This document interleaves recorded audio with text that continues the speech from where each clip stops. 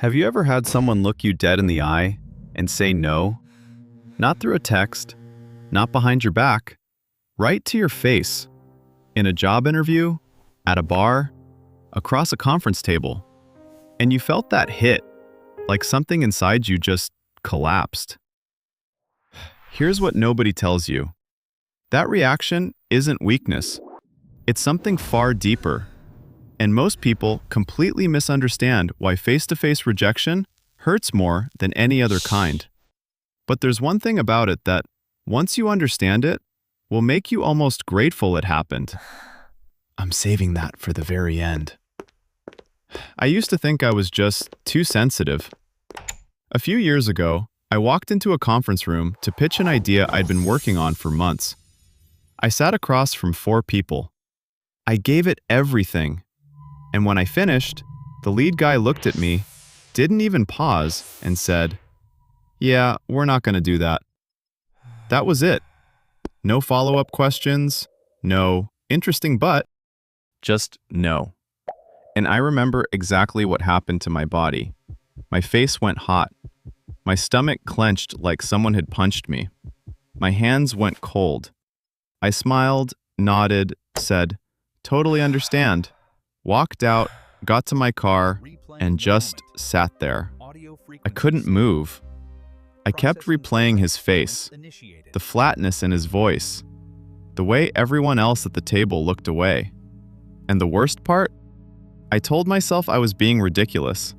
It was just a pitch. It was just a word. Why did it feel like something broke? And then I learned something that changed everything. It turns out your brain processes social rejection the same way it processes physical pain. The exact same regions light up. When researchers had people play a simple computer game where they were suddenly excluded by the other players, brain scans showed the same areas activating as when someone experiences a physical blow. The same neural wiring. The same alarm system. Your brain doesn't distinguish between a punch to the gut and someone saying no to your face. That's not weakness, that's biology. And here's where it gets wild. Rejection hurts so much that Tylenol, the same pill you take for a headache, actually reduces the sting. Researchers had people take acetaminophen daily for 3 weeks. Those people reported fewer hurt feelings from social experiences, and when they put them in a brain scanner, the pain regions were significantly less active when they were excluded. A painkiller for rejection. That's how real this is. And it doesn't stop at the emotional level. Being rejected triggers real distress in your body. Stress signals, a drop in how you see yourself, a physiological response you can literally feel in your chest. So if you've ever been told no to your face and felt like you got hit by something invisible, you did. Your brain registered an actual wound. You weren't being dramatic. You weren't being soft. You were experiencing the same thing your ancestors experienced, when being cast out from the group meant you probably wouldn't survive. That feeling? It's not a flaw.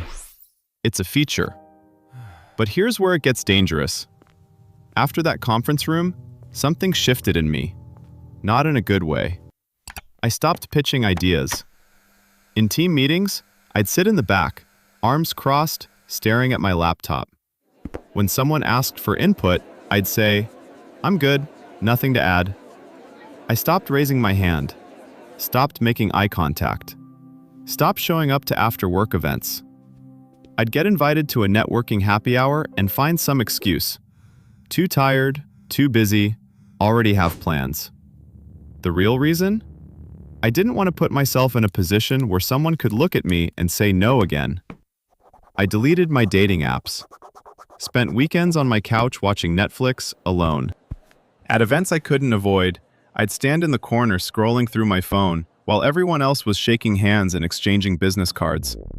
I told myself I was protecting myself. I told myself I was being smart. But here's where it gets dangerous. What I was actually doing was building a trap. Because rejection doesn't just make you feel angry, anxious, or sad. It messes with your ability to think clearly, to sleep, to control your impulses. It chips away at everything. And when you respond to that pain by pulling away, you trigger something worse.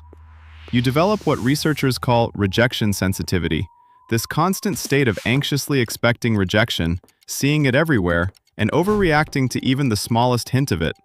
Your coworker doesn't respond to your email within an hour? They must hate your idea. Someone cancels lunch plans? They're avoiding you. A friend doesn't laugh at your joke? You're not funny. You're not wanted. And here's the part that will keep you up at night.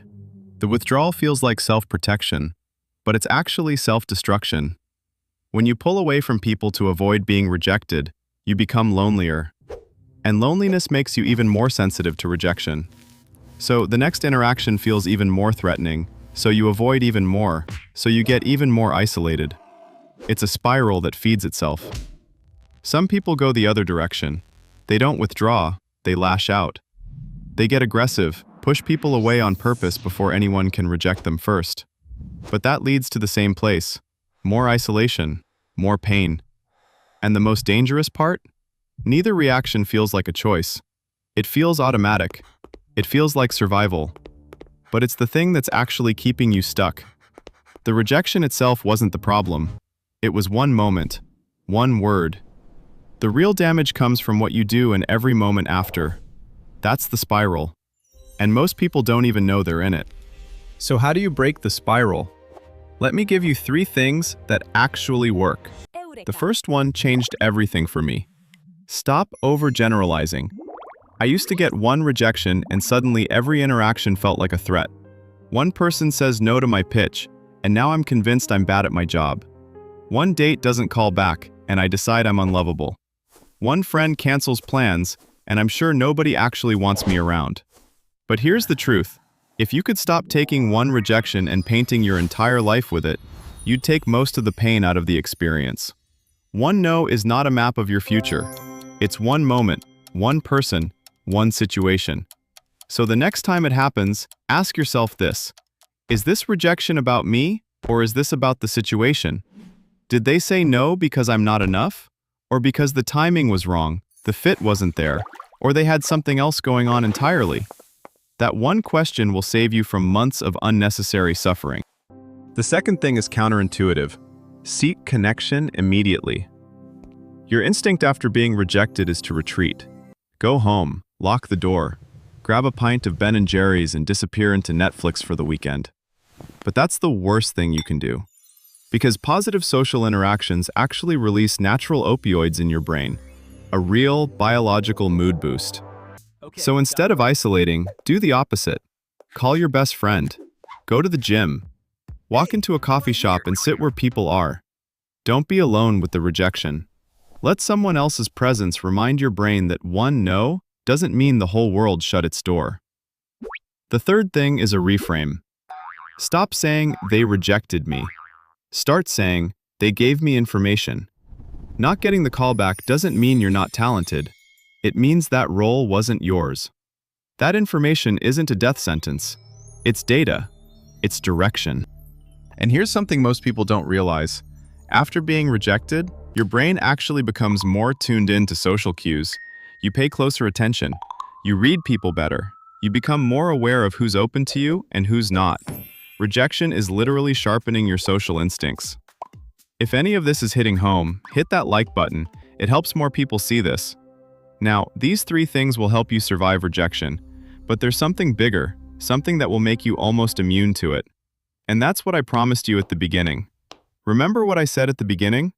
That there's one thing about face-to-face rejection that, once you understand it, will make you almost grateful it happened. Here it is. Rejection is not your enemy. It's your GPS. Your brain doesn't just register the pain of a no and move on.